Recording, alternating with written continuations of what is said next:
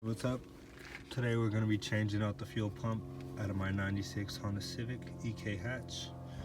I got a Walbro 255 here. It's been sitting in my toolbox for quite some time now.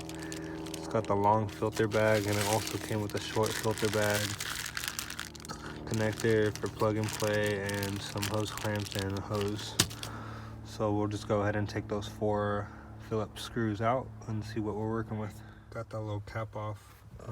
Next, I'm gonna go ahead and disconnect the battery because I'm gonna be messing with the electrical, so I don't want a chance to start a fire, which I doubt it, but better safe than sorry. So I'm gonna go ahead and disconnect the battery, and then I'll go ahead and take these 10 mils out. It's about 2, 4, 6 of them. I went ahead and disconnected the battery, and I went ahead and unplugged this. That basically gives power to the pump. And then I just move these clips out of the way like this. And then this one, you just have to pinch down and it kind of just pulls out. You got to do it at the same time though. You pinch it and pull it. Can't do it with one hand.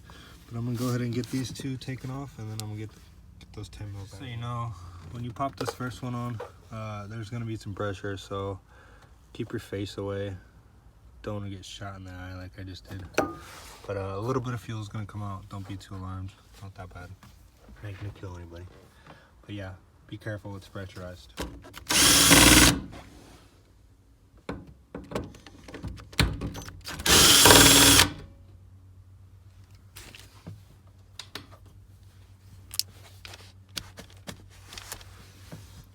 Alright, all those little nuts are out. I'm going to go get some rags. I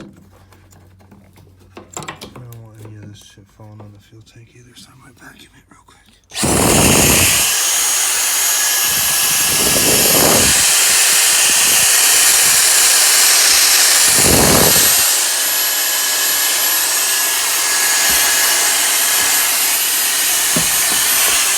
got some rags. There's obviously some fuel left in the tank, so we're just gonna pull it out.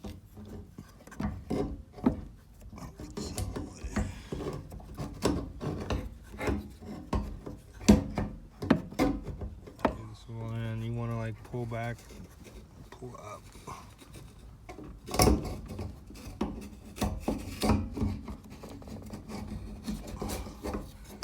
Just reach in and get the filter. Make sure that screen doesn't fall off. Go ahead and get this swapped out. We'll get it back in. 55 up in here. It was super plug and play.